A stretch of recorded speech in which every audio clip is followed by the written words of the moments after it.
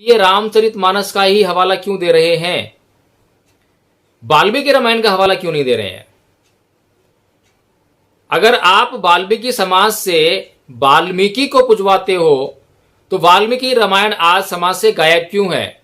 और रामचरितमानस का आप बोलबाला क्यों करते हो? हर जगह रामचरितमानस। लेकिन अगर श्री राम इस जगत के स्वामी हैं और इस देश के लोग भूख से मरते हैं, बेरोजगारी में रहते हैं, गरीबी में जीते हैं और कोरोना से भी मरते हैं, तो श्री राम जी को थोड़ी सी तो लाज आनी चाहिए कि ये जो चौपाई है क्या ये वाल्मीकि रामायण में भी लिखी है? और अगर वाल्मीकि रामायण में चौपाई नहीं लिखी है और इसी में लिखी है तो इसका मतलब क्या है? रामायण तो एक ही है, कहानी तो एक ही है, दो आदमी ने क्यों लिख दी उसको? दूसरे आदमी को लिखने की जरूरत क्यों पड़ी? दूसरे आदमी को लिखने की जरूरत इसलिए पड़ी क्योंकि वाल्मीकि रामायण तो राम को ऐसा अभद्र पुरुष साबित करती है जिसके भीतर किसी भी प्रकार का चरित्र ही नहीं है कि हे जज नारी, हे वकील नारी, हे डॉक्टर नारी, तू बहुत पढ़ी लिखी है, तू बहुत समझदार हो गई है, अब इस चौपाई का मतलब तेरे समझ में आता है या नहीं आता है? अगर इस चौपाई का मतलब अब समझ में आ गया है तो दोष किसको देगी? सबसे पहले तो दोष उस गोस्वामी तुलसीदास को जाएगा जिसने चौपाई रामचरितमानस में लिखी है। आज कितनी जज महिलाएं हैं, उन्हें शर्म आनी चाहिए इस बात के लिए, मैं लताड़ता हूं इस बात के लिए। तो डीबी एक्ट आपको साफ साफ यह निर्देश देता है कि जब भी समाज की किसी महिला पर, उसके घर के पुरुष उस पर किसी भी प्रकार की घरेलू हिंसा करें, उस पर अत्याचार करें, तो उनके खिलाफ डीबी एक्ट में मुकदमा किया जाए और उसको जो है उसका ट्रायल चलाकर कोर्ट में उसको सजा दी जाए। कि तुलसीदास जी को नारी जाति से विशेष तौर पर घृणा थी।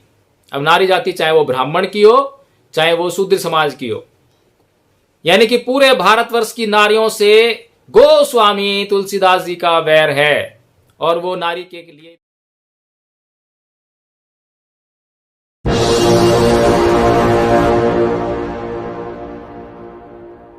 जय भीम, नमो बुद्ध। साथियों, हमने एक वीडियो अपलोड किया था जिसमें एक व्यक्ति जिसने 15 वर्षों तक रामलीला में राम का रोल किया और उसके बाद उसने न केवल वो राम का रोल त्यागा बल्कि हिंदू धर्म ही त्याग दिया और हिंदू धर्म त्याग कर बौद्ध धर्म को अपनाया। लेकिन साथियों, जब हमने यह वीडियो अपलोड किया तो उसके बाद उस वीडियो पर कमेंट्स भी आए और कुछ कमेंट्स इस तरीके के हैं कि उनको जवाब देना बहुत ज़रूरी बनता है। इसी उद्देश्य से मैं ये वीडियो बना रहा हूँ। तो एक अभी रिसेंट का कमेंट है, कोई गोविंद वैष्णव हैं जो ये लिखते हैं कि इन्होंने सही तरह से श्री रामचरितमानस नहीं समझी क्योंकि रामायण ही संसार का सार है। जय श्री राम। दूसरा भी कमेंट इन्हीं का ही है, धर्म ही तो श्री राम है। तीसरा कमेंट भी इन्हीं का ही है जिसमें सिर्फ वो श्री राम कह रहे हैं और जग के स्वामी है श्री राम ये कह रहे हैं। साथियों, रामचरितमानस डॉक्टर साहब जिनका वीडियो हमने अपलोड किया, जिन्होंने हिंदू धर्म को छोड़कर बौद्ध धर्म को अपनाया, उन्होंने पढ़ी या नहीं पढ़ी, लेकिन एक बात तो तय है कि ये जो गोविंद वैष्णव जी हैं, इन्होंने रामचरितमानस बिल्कुल भी नहीं पढ़ी है। और मुझे ये समझ में नहीं आता कि ये रामचरितमानस का ही हवाला क्यों दे रहे हैं, वाल्मीकि रामायण का हवाला क्यों नहीं दे रहे हैं। अगर आप वाल्मीकि समाज से वाल्मीकि को पुजवाते हो तो वाल्मीकि रामायण आज समाज से गायब क्यों है? और रामचरितमानस का आप बोलबाला क्यों करते हो? हर जगह रामचरितमानस ही क्यों गाते हो? और रामचरितमानस में और वाल्मीकि रामायण में क्या फर्क है, ये तो आपने चर्चा की ही नहीं इसमें। चलिए कोई बात नहीं, अब मैं रामचरितमानस की बात कर लेता हूं। रामचरितमानस में एक है सुंदरकांड पाठ और ये सुंदरकांड पाठ हर गली, हर मोहल्ले, हर कॉलोनी में आपको कभी ना कभी होता हुआ दिखाई दे जाएगा। और इस सुंदरकांड के पाठ में हमने ये सुंदरकांड का पाठ पॉश कॉलोनियों में भी होते देखा है, जहां पर ये कहा जाता है, ये समझा जाता है, यह माना जाता है कि बहुत विद्वान लोग, बहुत ज्यादा पढ़े लिखे लोग, हाई प्रोफाइल वाले लोग वहां पर रहते हैं।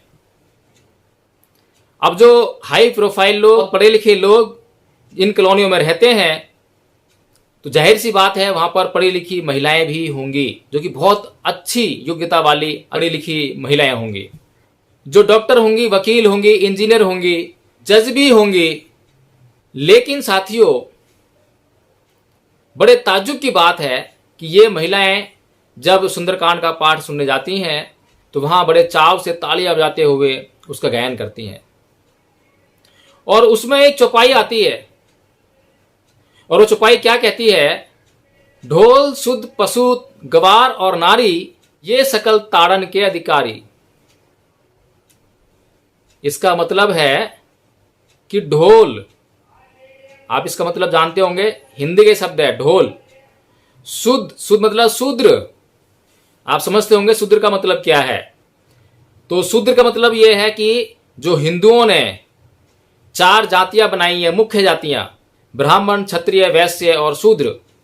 जो शूद्र, जो सबसे निचला पायदान है, उसको इसमें शामिल किया गया है। यानी कि ढोल, शूद्र, पशु, ये भी हिंदी शब्द जानते होंगे, पशु जानवर, गवार, गवार मतलब अनपढ़ आदमी, जाहिल आदमी, और नारी। साथियों, ये जो 4-5 शब्द हैं, ढोल, शूद्र, पशु, गवार और नारी, ये जो 5 शब्द हैं, ये 5 शब्द एक साथ रखे हैं। और गोस्वामी तुलसीदास जी का जो ध्येय है, इन 5 शब्दों को एक जगह, एक चौपाई में एक साथ प्रयोग करने का उनका ध्येय है कि ये समानार्थक शब्द हैं। यानी कि ये जो 5 शब्द हैं, ये एक ही अर्थ में प्रयुक्त किए गए हैं, क्योंकि बाद में वो कहते हैं कि ये सकल ताड़ना के अधिकारी। सकल माने सब, ताड़ना मतलब यानी कि मारना, पीटना, लताड़ना। तो इसमें ढोल, सबसे पहले ढोल को शामिल किया है। तो उदाहरण के तौर पे ढोल को उदाहरण दिया है गोस्वामी जी ने कि ढोल कैसे काम करता है। ढोल को जब हम पीटते हैं तो आवाज करता है, तो वो संगीत देता है। अगर हम उसको पीटेंगे नहीं तो उसे संगीत नहीं निकलेगा। इसी के आधार पर अगला कैरेक्टर लिया, वो है पशु। पशु को जब तक हम जो है डंडी से पीटते नहीं है, जब तक वो हमारे लिए काम नहीं करता है। फिर इसी कड़ी में अगला लिया शूद्र। शूद्र को भी उन्होंने यही कहने का प्रयास किया है कि शूद्र को भी जब तक हम डांटेंगे नहीं, पीटेंगे नहीं, उस पर अत्याचार नहीं करेंगे, तब तक वो नियंत्रण में नहीं आएगा। फिर गवार, गवार को भी जो है उन्होंने यही कहने का प्रयास किया है कि उसको भी लताड़ के और डांट फटकार के ही उसको जो है नियंत्रण में रखा जा सकता है।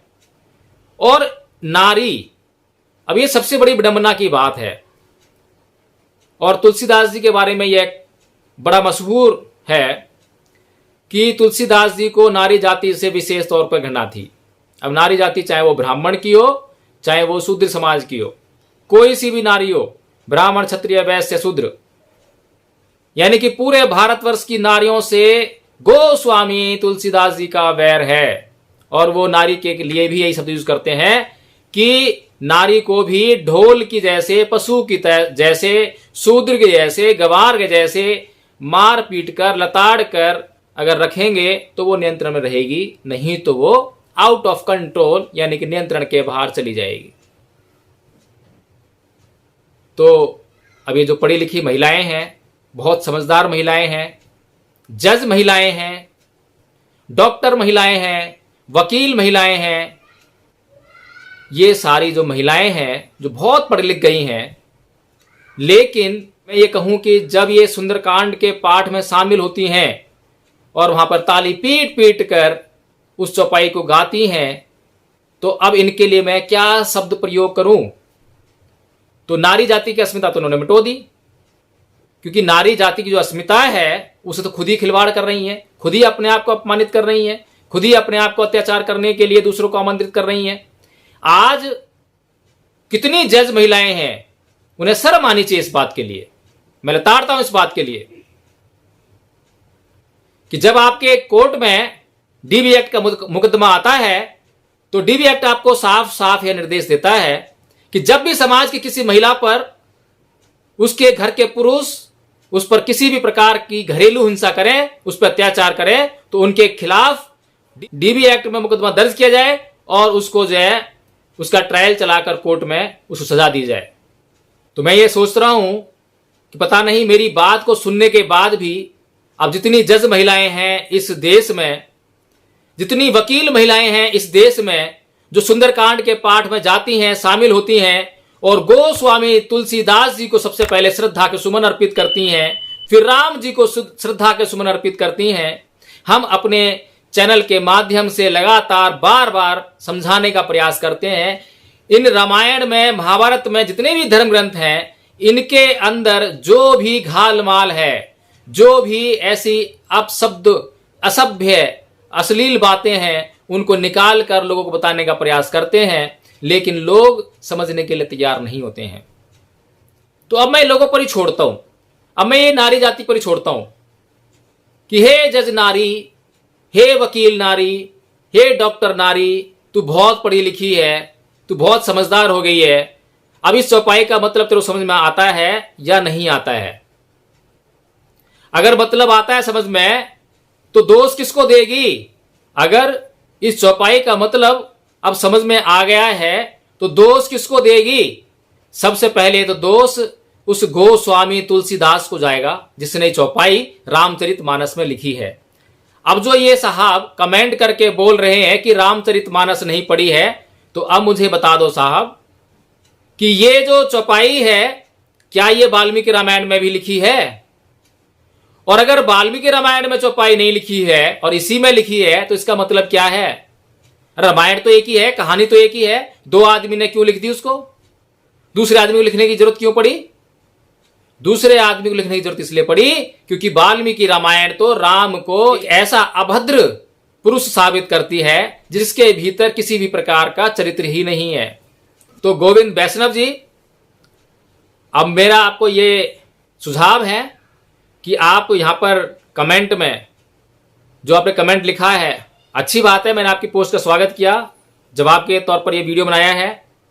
अब मेरी बात को समझने का प्रयास करेंगे और ये बताने का प्रयास करेंगे कि रामचरितमानस में इस चौपाई का क्या मतलब है। और एक बात और बता दूं चलते चलते कि अब क्योंकि लोग जान गए हैं, समझदार हो गए, पढ़ लिख गए हैं, अब ताड़ना शब्द यूज नहीं होता रामचरितमानस में। जो अनुवाद आ रहे हैं हिंदी में, आपको शिक्षा के अधिकारी शब्द यूज होगा, क्योंकि इस देश के लोग चिरकाल से मूर्ख रहे हैं, मूर्ख बनाया जाता रहा है उनको। कोई भी आता है मूर्ख बना के चला जाता है, उन्हें बुद्धि नहीं है कि क्या कह रहा है क्या नहीं कह रहा है। अब इनको इस तरह से मूर्ख बनाया जा रहा है कि भाई इसमें ताड़ना नहीं लिखी हुई है, लताड़ना नहीं लिखी हुई है, डांटना नहीं है, फटकारना नहीं है, इसमें तो शिक्षा की बात कर रही है। गोस्वामी जी कह रहे हैं कि ये सारे लोग जो है शिक्षा के अधिकारी हैं। अब तो मेरे समाज के हे ना समझ भाइयों, मुझे यह समझाने का प्रयास करो कि ढोल को क्या पढ़ाओगे जो कि निर्जीव है, पशु को क्या पढ़ाओगे, और जो गवार है, शूद्र है और नारी है, क्या इन्हीं को पढ़ाओगे, बाकी के लोगों को नहीं पढ़ाओगे? तो इस तरह की मूर्खता वाली बातें अब समाज में समझाने का प्रयास मत करना। अगर समझदार हो तो समझदारी इसी बात में है कि सही बात को सही कहो और गलत बात को गलत कहो, न्यायवादी बनो, न्यायकारी बनो, न्याय संगत बात करो, न्याय की बात करोगे सबको समझ में आएगी। आप भी हमारे भाई हो, मैं आपके ऊपर किसी भी प्रकार की अपमानजनक टिप्पणी नहीं कर रहा हूं, आपको डांट नहीं रहा हूं, बल्कि आपसे मैं अनुनय विनय कर रहा हूं, हाथ जोड़ रहा हूं कि कृपया करके अपने ही धर्म ग्रंथों को पढ़ लो, उनके भीतर क्या लिखा है उनको समझ लो। अगर वो आपके कल्याण के लिए हैं तो वो सबके कल्याण के लिए होंगे, पूरी दुनिया के कल्याण के लिए होंगे। लेकिन अगर वो आपका ही कल्याण नहीं कर सकते हैं तो वो किसी का भी कल्याण नहीं कर सकते हैं। और आपने यह भी लिखा है कि श्री राम जगत के स्वामी हैं। हमें कोई आपत्ति नहीं है, हम तो चाहते हैं कि कोई इस जगत का स्वामी हो जो अपने ऊपर इस जगत की जिम्मेदारी ले। जगत की जिम्मेदारी लेना इतना आसान काम नहीं है। अगर मैं अपने परिवार का मुखिया हूं तो उस परिवार के कष्टों को निवारण करना मेरी जिम्मेदारी है। मेरे परिवार का सदस्य कोई भी भूख से ना मरे, कोई कोरोना से ना मरे, इस बात की जिम्मेदारी मेरे ऊपर है। लेकिन अगर श्री राम इस जगत के स्वामी हैं और इस देश के लोग भूख से मरते हैं, बेरोजगारी में रहते हैं, गरीबी में जीते हैं और कोरोना से भी मरते हैं, तो श्री राम जी को थोड़ी सी तो लाज आनी चाहिए। चलो, श्री राम जी पता नहीं है या नहीं है, जगत के स्वामी है या नहीं है, लेकिन मेरा अनुनय विनय तो उनके भक्तों से है जो अंधभक्ति में संलग्न हैं। अब वो अंधभक्ति छोड़ें, वो समझने का प्रयास करें कि हमारी दुश्मनी राम से नहीं है, श्री राम से नहीं है, तुलसीदास से नहीं है, आप लोगों से नहीं है। हमारी दुश्मनी किसी से नहीं है। हमारी तो सिर्फ एक ही इच्छा है कि इस राष्ट्र का निर्माण हो, इस देश की सीमा में रहने वाले लोग सही को सही समझें, गलत को गलत समझें, आपस में भाईचारे के साथ रहें, ईर्ष्या द्वेष के जो भाव हैं उनको अपने मन के भीतर से निकाल बाहर फेंकें। तो साथियों, इसी के साथ मैं अपनी इस वीडियो का अंत करता हूं। अगर आपको मेरे इस वीडियो में कुछ बातें पसंद आई हैं या कुछ बातों पर आपत्ति हो तो आप कमेंट में आकर फिर से कमेंट करके मुझे उसके प्रति सचेत कर देंगे, जागरूक करेंगे, तो मैं उस पर फिर से वीडियो बनाने का प्रयास करूंगा। जय भीम, नमो बुद्ध साथियों।